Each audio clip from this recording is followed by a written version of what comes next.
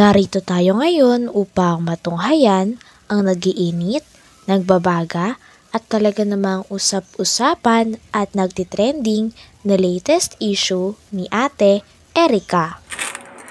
Dito naman ay pinarinig nga ni Kalingap Val ang sinabi ni Lolo Miguel na dati tuwang-tuwa daw si Lolo Miguel dahil magkakaroon na daw siya ng apo na babae.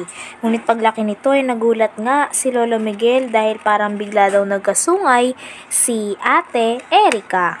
Kaya naman dito nga masasabi ni Kalingap Val na mas talagang loyal at mas humble talaga si Ate Viancy kaysa kay Ate Erica.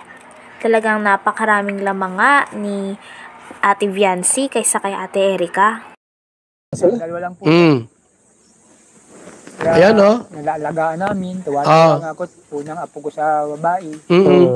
Minalmahal ko. Eh, paglaki, nagkasungay. Paglaki ra po ni Eric at ni Sheila May, nagkasungay. Kasi Viancy po, abay, mabuting tao. At maraming buzzers di pinapansin. Binabas na siya, patay mali. Sapagkat ayaw niyang makasakit sa iba. Ayaw niyang magsalita at baka masaktan kayo. Pero si Erica po, sariling lolo niya ang nagsalita na nagkasungay na. Dalawa lang po yan. Ha? Kaya, ayan, no? nalalagaan namin. Tuwa-tuwa nga ako. Unang apo ko sa babae. Unang apo sa babae. Minalmahal ko. Eh, paglaki, nagkasungay. Ako ba may sabi noon? Si Lolo Miguel. Yung ano po, yung humbleness, humility. Humble po si Viancy. May mga angels tayo dyan, nagpapatunay. Ayaw ko lang ilabas yung records kasi baka ibas nyo yung mga angels ay. Baka isipin nyo, nakikialam itong mga angels na ito. O para may iwasan yung basing sa kanila, ako na lang magsasalita about sa humility. Talagang si Viancy po ay very, very humble. Alam ni Ido yan.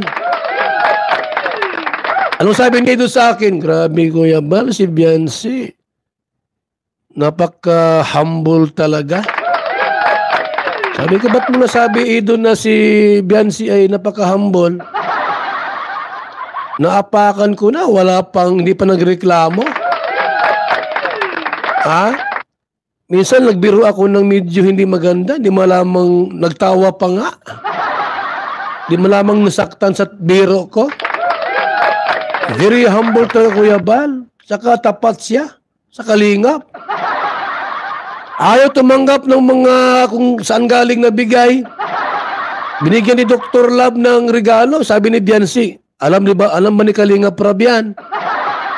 Yun Pinapalabas nga ni Kalingap Val Santos Matubang na walang-wala talaga si Ate Erica kay Ate Viancy, lalong-lalo na sa kalooban o sa kaloobang ganda daw. Dahil si Ate Viancy ay isang loyal at talagang napakainhin na bata ng Kalingap. Kaya wala na makakapantay kay Ate Viancy. Ikaw na naiwan dyan, di ka naliligo sa dagat.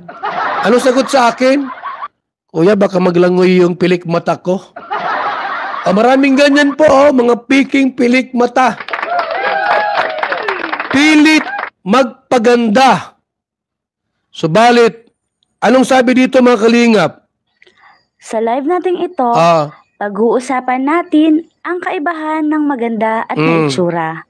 Katulad ni Erica na may itsura lang, na di katulad ni Viancy na tunay na maganda. Yan. Ang may itsura lang ay pwedeng kumupas at... Ang may itsura lang ay pwedeng kumupas.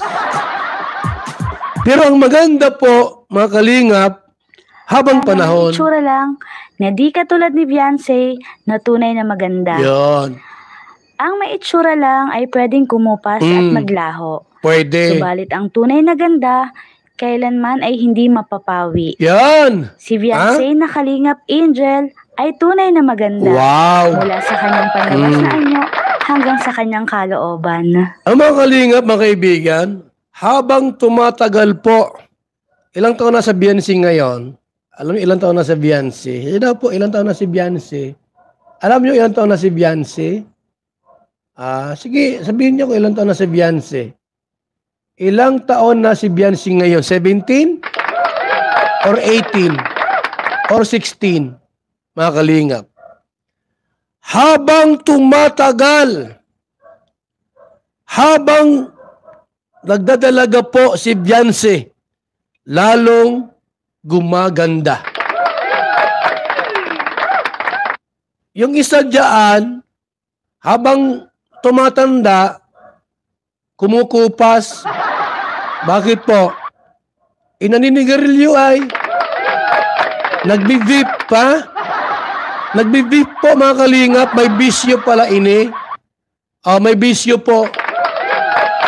Si Erika po, walang bisyo. Wala. Kahit sa pagkain po, nakita ko kumakain si Beyonce. Abay, pinong-pino pag kumain, mga kalinga. Nung kumuha ng pagkain po, hindi yung pag kumuha baga, tulad ni Kalo. Grabe nga, at ang mga sinasabi ni Kalingap Val Santos Matubang ay sinasabi niyang base lang sa kanyang nakikita. At base din daw sa nakikita ng iba pang mga kalingap. Kaya wag daw siya ibabash ng mga tao dahil ang mga sinasabi niya ay pawang katotohanan lang naman daw. Kaya dapat ay wala daw magagalit dahil halos lahat naman daw ng mga nasa kalingap at mga viewers ay ito din ang napapansin sa ugali at pisikal kaanyuan ni Ate Erika.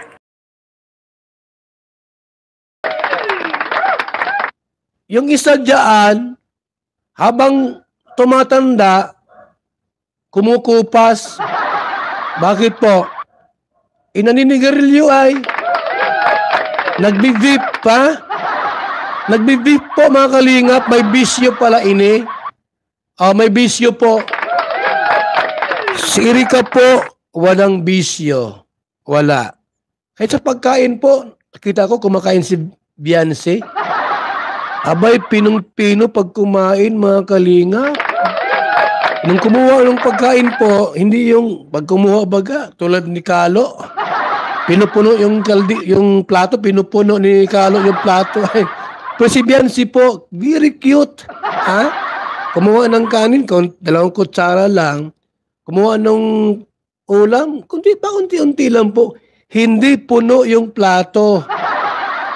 Yung iba, pag kumuha ng pagkain, abay, akala mo kakatayin na at papatayin na.